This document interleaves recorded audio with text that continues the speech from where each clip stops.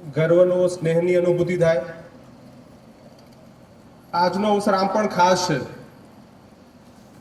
કે આજે આપણે 75મો વન મહોત્સવ ઉજવી રહ્યા છીએ।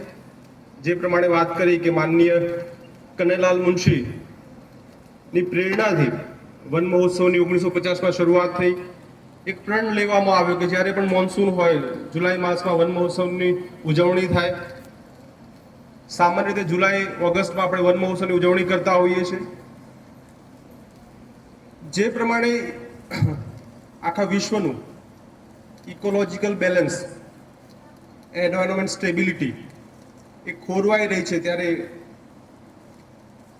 એક પેડ માં કે નામ એની આવશ્યકતા એની ગંભીરતા સમજવાની જરૂર છે અને એને આચરણમાં લાવવાની જરૂર છે। આજનો મહોત્સવ ફક્ત વૃક્ષ વાવવા પૂરતો મહોત્સવ નથી। માનનીય ધારાસભ્ય સાહેબ સાથે વાત થઈ કે 11,001 વૃક્ષો ફક્ત એનું રોપણ નથી કરવાનું, પરંતુ એ 11,001 વૃક્ષોને રોપવા સાથે એને ઉછેરવાની પણ જવાબદારી નક્કી કરવામાં આવી છે। એટલે ખરેખર હું આપને સાહેબ ખાસ સરાહના કરું છું કે આપણે જે સંકલ્પ લીધો છે એ સૌના માટે એક ઉદાહરણરૂપ છે।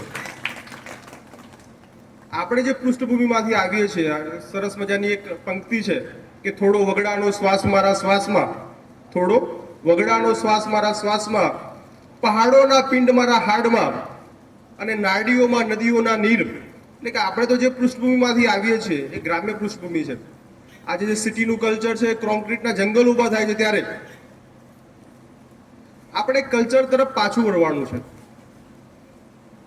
તમે ગ્રામ્ય પૃષ્ઠભૂમિમાં તમારો ઉછેર થયો હોય તો ઘર આગળ સરસ મજાનું તુલસીનો રોપો હોય, જે સવારે બધા પ્રણામ કરતા હોય, ચકલીને અથવા તો પક્ષીઓને ચણ નાખતા હોય, ત્યારે ચકલી આવે, કાબર આવે, કબૂતર આવે।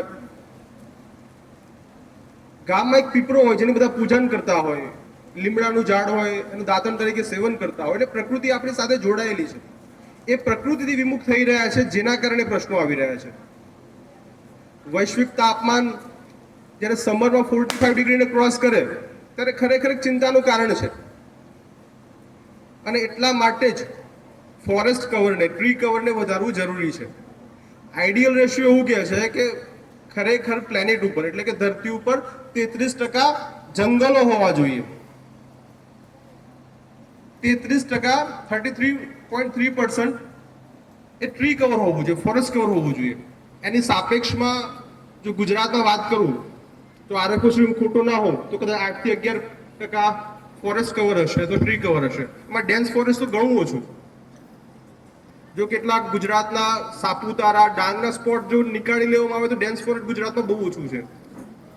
તો જ્યારે આજના દિવસ આપણે સંકલ્પ લેવાનો છે કે આપણે ગુજરાતને, ભારતને, સમગ્ર વિશ્વને હરિયાળું બનાવવાનું છે અને નવોદયનો તો કોન્સેપ્ટ જ એ છે કે 31 એકરમાં એક સરસ મજાનું નવોદય બનાવવામાં આવે અને એ પણ વૃક્ષોની હરિયાળીથી ભરપૂર હોય। આઈ થિંક ઇન્ડિયામાં કોઈ ગ્રીન સ્કૂલ હોય તો એકમાત્ર નવોદય છે અને એટલે જ આપણે આ કોન્સેપ્ટને આગળ વધારવાનો છે। આજના તબક્કે વન કવચનું પણ ઉદ્ઘાટન કરવાનું છે। દરેક વિદ્યાર્થી આજના તબક્કે પ્રણ લે કે હું એક વૃક્ષ વાવીશ અને એક વૃક્ષ ઉછેરીશ। એના ઉપર તમારું નામ હોવું જોઈએ કે આ મારું વૃક્ષ છે, કે આ વૃક્ષ એ વૃક્ષ છે જેનું મેં પ્લાન્ટેશન કરેલું અને આજે એક વૃક્ષમાં પરિવર્તિત થઈ ચૂક્યું છે। તો આજના તબક્કે આપણે વિશ્વને હરિયાળું બનાવીએ, ગુજરાતને હરિયાળું બનાવીએ, આપણા પાદરાને હરિયાળું બને, એ સંકલ્પ સાથે સર્વને શુભકામનાઓ વિરમું છું। Thank you.